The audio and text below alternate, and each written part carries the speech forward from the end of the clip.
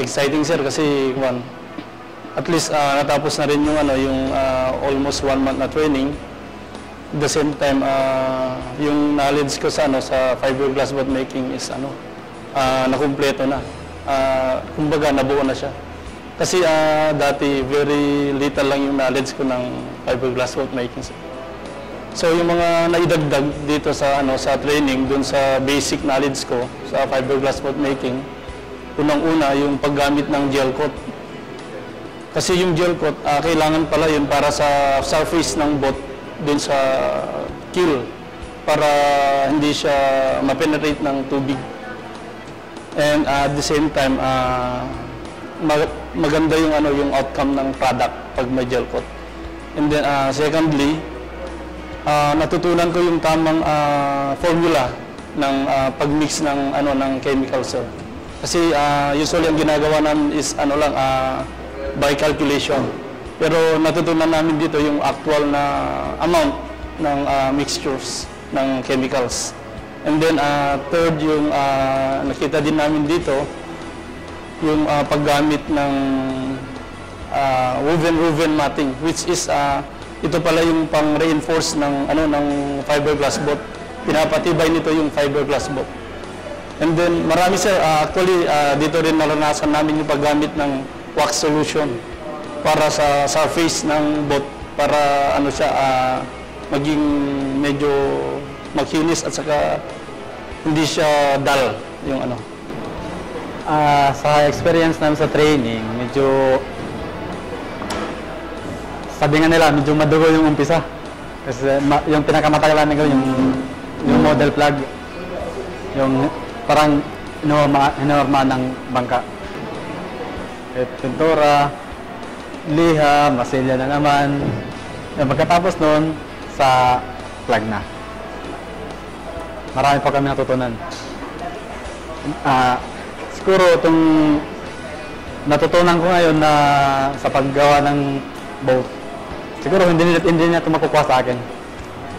At last, medyo happy na kami. At least na natatapos na yung hirap na ginawa namin sa training. Medyo may kagandahan. Matuto na kaming kahit hindi lang sa matting o fiberglass layup, kundi sa masilya at ibang gagawin. Natuto na kami. Talagang mahirap. Yung sabi na sa kasama namin, madugo. Madugo kasi parang napawisan ng masyado, tapos mayroong nagkasukat.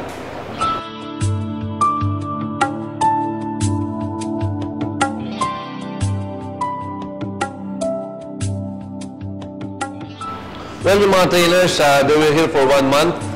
They thought they're going home for good. That's not possible because we're gonna ask them to go back to the disaster area. This time, tutulungan nila mag-build maggawa ng mga mold yung mga communities doon sa lugar kung saan meron tayong fiberglass sites sa ilang disaster area. So doon natin sila assign at sila rin yung mag-train sa mga tao ng paggagawa ng fiberglass boat. So after this training, we'll allow them to go home maybe for 2 weeks and then we'll ask them, we will redeploy them to the Yolanda affected area. Doon sa training ngayon, ang idea kasi yung gagawin natin, yung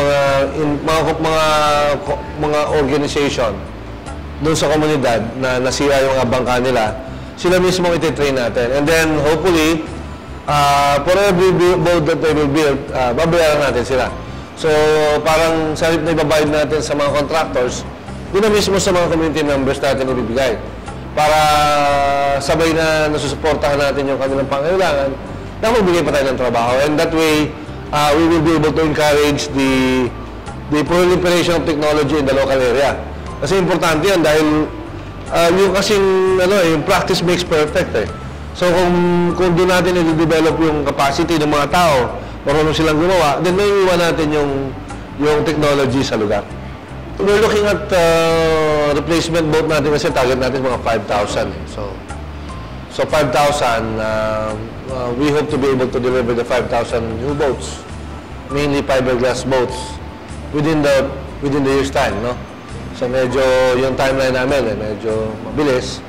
Hopefully by the end of December, ma-deliver na natin lahat yung 5,000 na fiberglass boats. So, i-suggest sa aming regional director na magkaroon kaming budget for the construction of fiberglass. Sana maumpisahan namin para magkaroon kami ng mataas na experience. Sana magkagawa kami ng maraming fiberglass boats na ito'y magbigay ng lakas ng mga fisherfolk kasi ito'y tinatawag na unbreakable at unsinkable. Masarap ang pakiramdam, sir. Unang-una, being a public servant, nasa government tayo. So yung mandate namin is to help our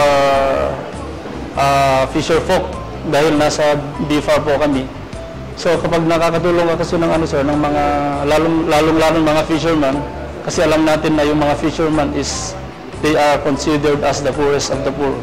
Lalo na yung mga small scale fishermen. So masarap na mapagsilbihan mo sila, mabigyan mo sila ng magandang technology para at least maiahon sila sa kahirapan or mapaganda ng konti yung kanilang estado ng pamumuhay. So, para sa akin ba, masaya ako na makakatulong sa mga nangingisda. Kasi yung talaga sa amin sa Leyte. So, parang siguro kami walang pahinga. Baka pag-uwi namin sa Region 8, umpisa kami ng paggawa ng mga bangka.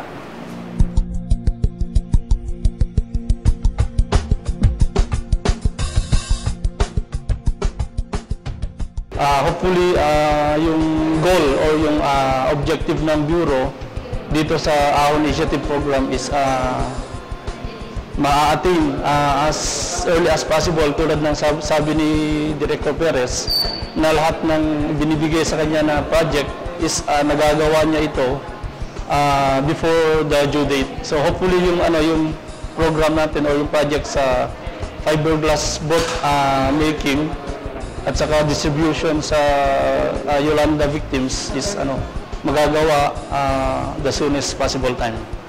Malaki talagang challenge unang-una kasi panibagong endeavor yun sa part namin. Lalong-lalo na ako, taga Region 2 po ako, from Apari. So, tulad ng sabi ni Sir, 2 weeks lang na pahinga, then i-deploy kami sa Region 8. So, it's a very big challenge. Kasi medyo malayo ka sa pamilya at saka yung trabaho, medyo rigid yung trabaho, sir. Mahirap yung trabaho.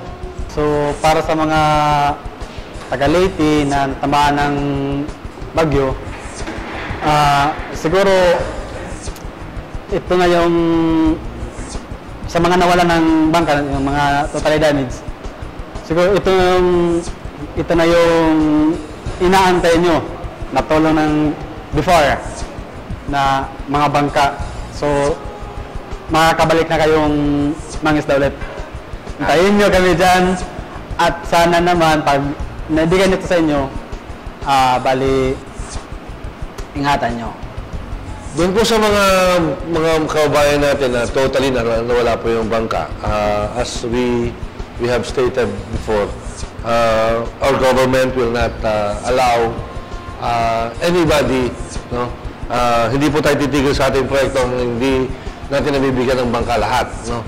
Itong pong pangalawang phase na ito, which will now focus on those fishermen who lost their boat totally, ito na po yung sa inyo, ito pong fiberglass boat. In fact, kahit wala pa po itong training na ito, nag-uumpisa na po tayo ng pagpapagawa ng mga fiberglass boats din.